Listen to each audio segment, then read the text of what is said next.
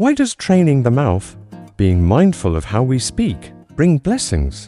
There's an old saying, words cost nothing, but the way you use them can cost you everything. In everyday life, speech is at the heart of how we connect, build relationships, and shape our world. We learn to talk as toddlers, but learning to speak wisely, kindly, and truthfully can take a lifetime, and many people never truly master it. Think about it. We want our words to be graceful, honest, beneficial, and still maintain harmony with others. That's not easy at all. That's why there are so many books and courses on communication, public speaking, and winning people over with words. It sounds simple, but it's one of the hardest skills in life. When mastered, though, it can change everything. I once knew a woman who was very intelligent and attractive, but she had a harsh, cutting way of speaking. She was blunt to the point of being cruel. Over time, friends drifted away. Her relationships at home became tense. Her husband and children no longer felt safe sharing with her. The house felt less like a home and more like a battlefield. The kids avoided being around their mother. Her businesses always started well but ended badly.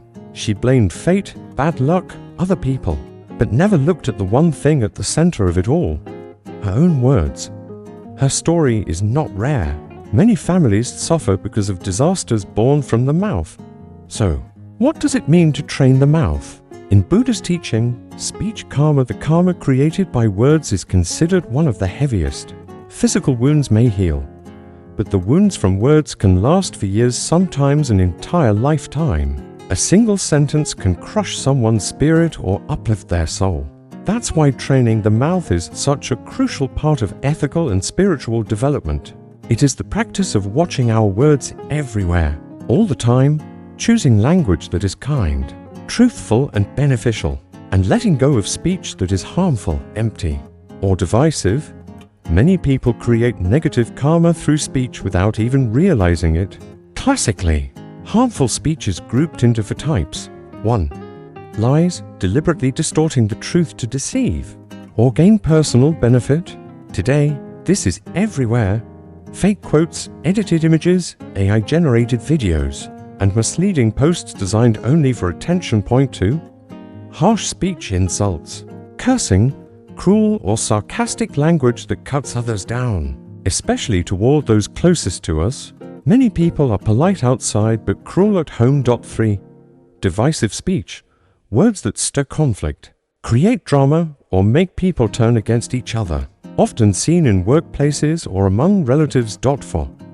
Idle gossip and embellished stories, talking about others behind their backs, adding details, exaggerating, or spreading rumors for fun. It wastes time and quietly poisons relationships.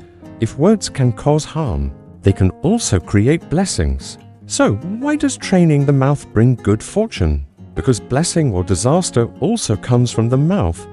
Words born from clarity, kindness, and good intentions are like invisible seeds of good karma.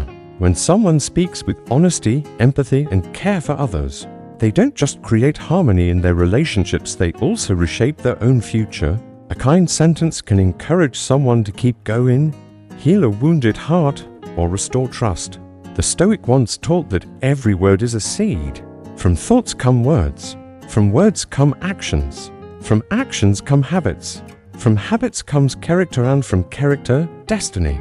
There's a famous story about a great Stoic-like teacher walking through a village with his bowl, collecting alms. An angry man, urged on by others, followed him and hurled insults, mocking and cursing him. The teacher stayed calm and silent, just kept walking. The more he didn't react, the more enraged the man became, shouting even worse things.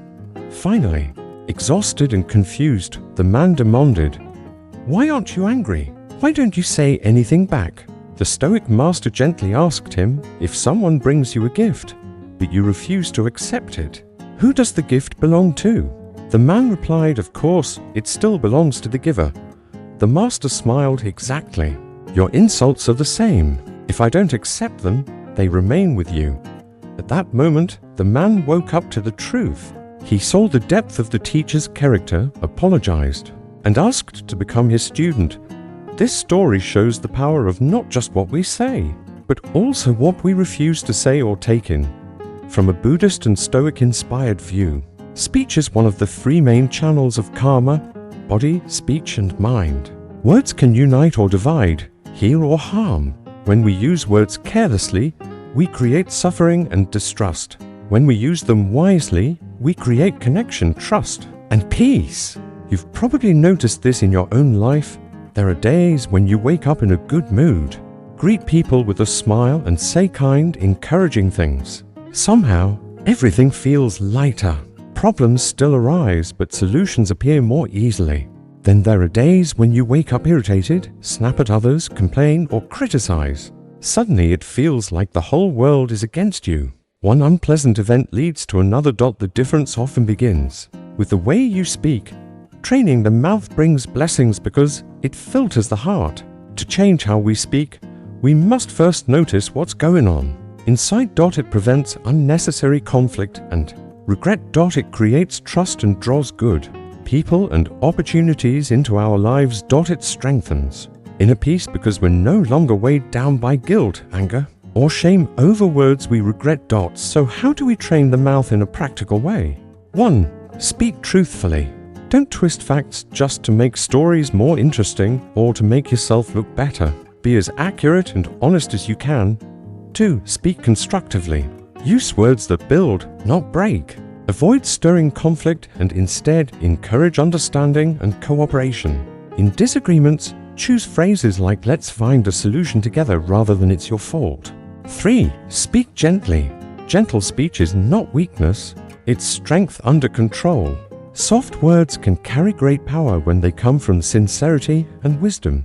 Take a breath before responding, especially when you are angry. 4. Speak usefully. Ask yourself, is what I'm about to say necessary? Is it helpful? Choose words that inform, guide, inspire, or comfort instead of empty chatter or criticism. Over time, each mindful sentence becomes a seed of blessing for others and also for you. Training your speech is not just about avoiding mistakes. It is an art of living.